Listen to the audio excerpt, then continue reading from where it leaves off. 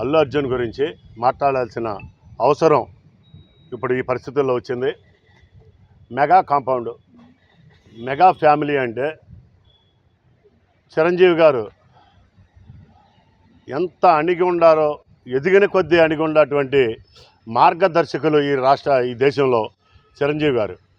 అటువంటి ఎంతో అభివృద్ధి, కష్టపడి ఎంతో అభివృద్ధి చెందినటువంటి చిరంజీవి గారిని ఒక మహావృక్షం, ఒక పచ్చని చెట్టుగా ప్రతి ఒక్కళ్ళు కులాలకు అతీతంగా, మతాలకు అతీతంగా ఆయన్ని ప్రేమించేవాళ్ళు కోట్లాది మంది ప్రజలు ఆయన ప్రేమించారంటే బ్రహ్మాండమైన ఆయన నడక తరతరాలుగా మాట్లాడుకోవాల్సిన అవసరం ప్రతి ఒక్కళ్ళు చిరంజీవి గారి హావభావాల గురించి.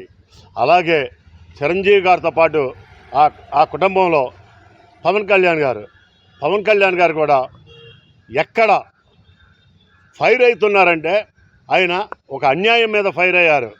అంతేగాని అనవసరంగా ఏ వ్యక్తిని ఆయన నోటి నుంచి ఏ రోజున అనవసరమైన పదజాలం ఒక్కసారి కూడా రాలా.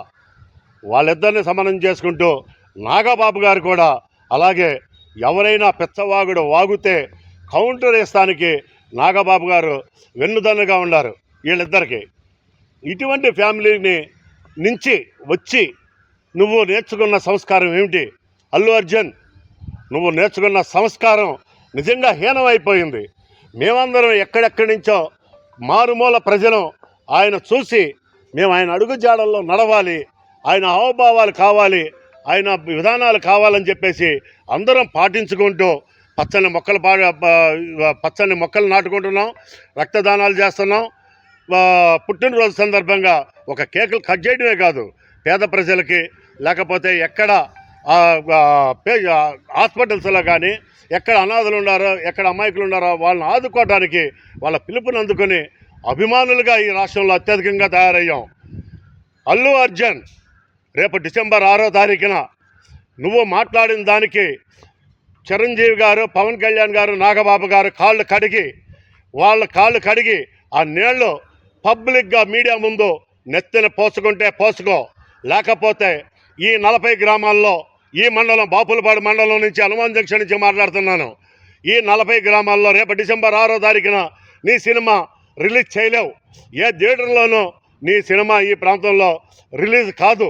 ఈ గన్నవరం నియోజకవర్గం మొత్తం కూడా నీ సినిమా రిలీజ్ అవ్వటం మాత్రం ఖచ్చితంగా అవ్వదు. ఒక్క ఫ్లెక్సీ కట్టేవాడు ఉండడు. ఇది ఛాలెంజ్ చేసి చెప్తున్నాను. డిసెంబర్ 6వ తారీఖు ఈ లోపల నువ్వు మీడియా ముందు వాళ్ళ కాళ్ళు కడిగి ఆ నీళ్ళని నువ్వు నీ నెత్తలు జింపుకుంటే నీకు ప్రక్షాళన జరుగుద్ది. అప్పుడు కూడా సహించం.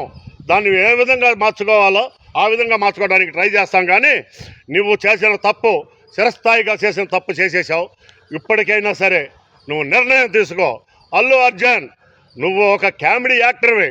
నువ్వేదో హీరో అని అనుకుంటున్నావేమో, నువ్వు ఒక కామెడీ యాక్టర్లాగా కనబడుతున్నావు. ఆ కామెడీ వరకే కానీ నువ్వు ఒక హీరోగా మాత్రం భావించుకోబాకు. హీరో అంటే రామ్ చరణ్ అంటే యాక్షన్తో కాదు, హావభావాలు, తల్లి వాళ్ళ భావాలు అందిపుచ్చుకొని ఆయన మాట్లాడే డిబేట్లు చూడు. ఎక్కడైనా సరే రామ్ చరణ్ మాట్లాడే విధి విధానాలు చూడు. ఎంత క్లాసుగా, ఎంత అఫీషియల్గా కానీ, ఎంత సౌమ్యంగా మాట్లాడుతున్నాడో, ఎంత అణిగిమణిగి ఈ ప్రజల కోసం మాట్లాడుతున్నాడో, ఎంత సర్వీస్ చేస్తున్నాడో కూడా తెలుసుకో. మీ తండ్రి పిల్లికి బిచ్చం పెట్టని అల్లు అరవింద్ గారు ఎక్కడైనా సరే సేవా కార్యక్రమాల్లో ఎక్కడైనా ఉన్నాడా? ఈ రాష్ట్రాన్ని ఎక్కడైనా కాపాడారా? నీ కుటుంబం గురించి చెప్తావేంటి? నీ కుటుంబం ఏదో గొప్పదనుకుంటున్నావేమో, నీకేదో సైన్యం ఉండాలనుకుంటున్నాము.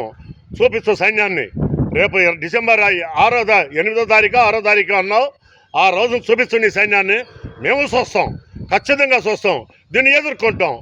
ఖచ్చితంగా కాలుతో అధపాతాళానికి తక్కకపోతే అల్లు అర్జున్ నీకు తగిన శాస్తి చేస్తాం. Thank you.